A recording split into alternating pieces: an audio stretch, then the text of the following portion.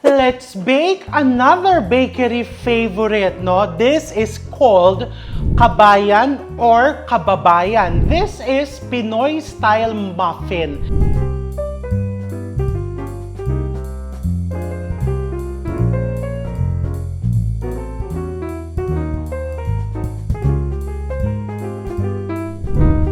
Kaya siya tinawag na kabayan or kababayan dahil ang korte niya after baking is katulad ng mga farmer's hat.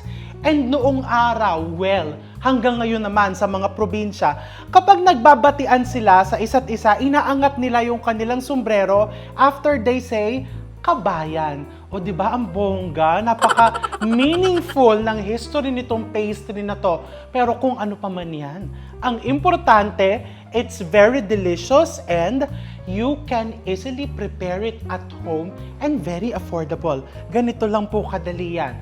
So first, you need to preheat your oven to 400. Papaliwanag ko mamaya kung bakit ako nagkamali. To 415 degrees Fahrenheit. Kaya nakakalito kasi marami nagtatanong, how do you achieve that nice, yung umuumbok? Ibe-bake mo muna sa mainit na oven and then after a few minutes, hihinaan mo siya para hindi naman masunog. Pag kasi sinalang mo sa mainit yan, uumbok ka agad yung ibabaw and then hinaan mo yung apoy para tuloy-tuloy yung pagluto hanggang loob.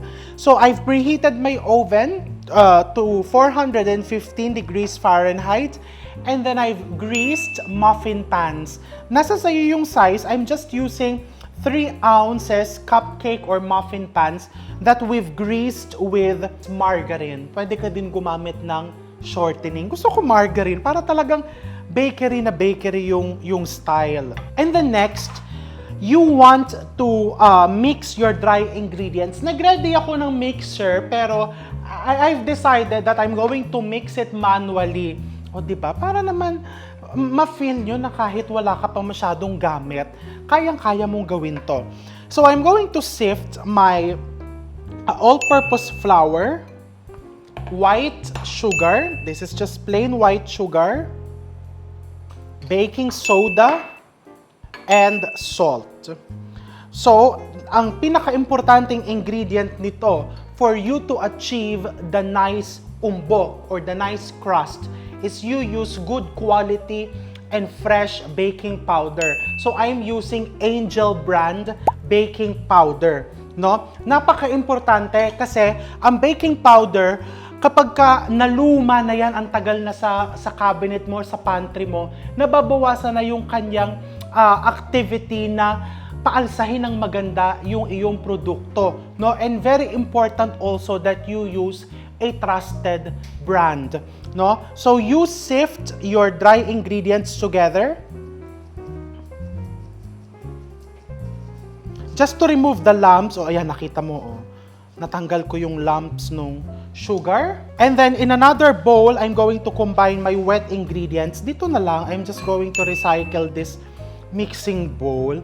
Pare-pareho naman ang pupuntahan niyan. Okay, so you just put your evaporated milk and water.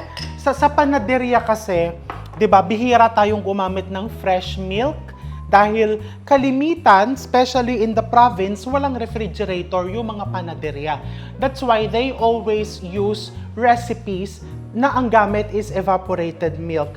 This is melted butter, originally mantika or melted margarine, but I like using butter for this. And then 1 piece of egg, and you just put vanilla extract, like a tablespoon of vanilla. Paano po nagiging dilaw ang kababayan? Lagyan mo ng konting food color. Color yellow na food color. This is optional, but kilala nyo naman ako. For my recipes, except for red velvet and sa mga ube, ayaw kong gumagamit ng food color. Pero dito kasi, parang hindi kumpleto yung pagiging kabahayan niya kung walang food color. You just mix and then ibuhos mo lang dyan. Ganun kasimple. And using your wire whisk, you will mix this until it's super smooth. Don't worry about over-mixing because itong pastry na to medyo malambot siya na may kunat, may texture. So you have to mix it really thoroughly hanggang maging very smooth.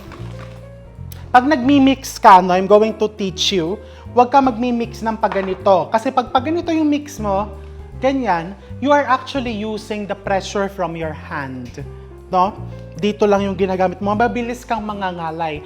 Whereas if you hold it like this, and then stand straight ka, you mix it like this, you are using pressure from your arms and alalay din yung body pressure mo. So, mas hindi ka mangangalay. Pero huwag mo sasabihin sa asawa mo. Kunwari, nangangalay ako para ibili ka ng mixture. Diba? Diba? O, yan. So, once it's very, very smooth like this, you have to bake it right away. So, I'm just going to divide this between my greased pans.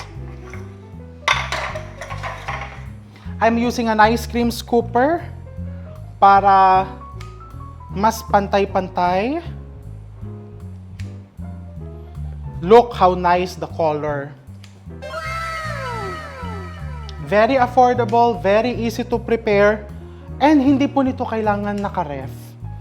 Pwede mo lang yan iwan dyan, hindi siya basta-bastang nasisira. Naku, nalagyan yung daliri ko.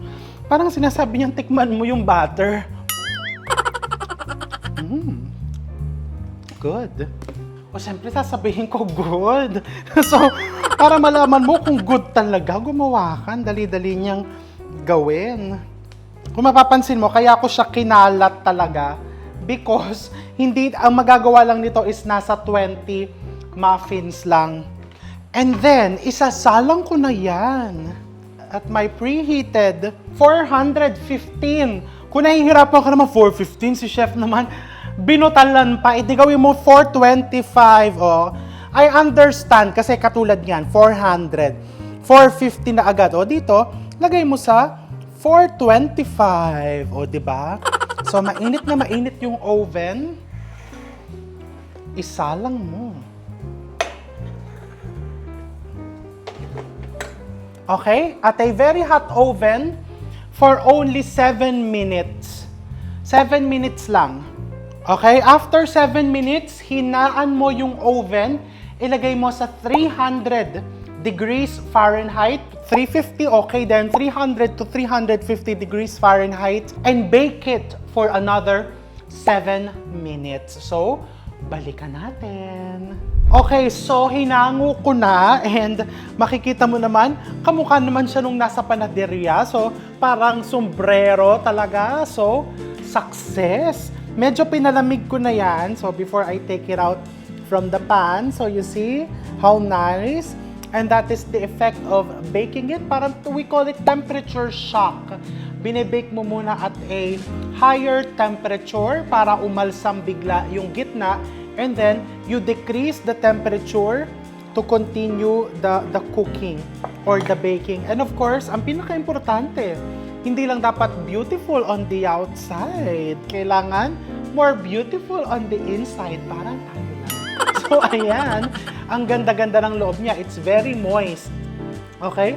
Traditionally, sa mga panaderia, ang ginagamit po nila is third-class flour. No? Alam ko, pag yun ang ginamit ko, madaming magsasabi, naku, wala po niyan dito. Kaya all-purpose flour na po ang ginamit ko. So, pag third class, medyo mas firmer yung kakalabasan. Pero ako, masaya naman ako dito kasi it's very soft. And the texture improves kapag ka pinahinga mo. Pero sa tingin ko dito, mas magiging masaya ka na sa texture na to kahit bagong bake siya because it's very soft, very tender, very moist. Amoy kababayan. So, huwag ka na maghintay kabayan.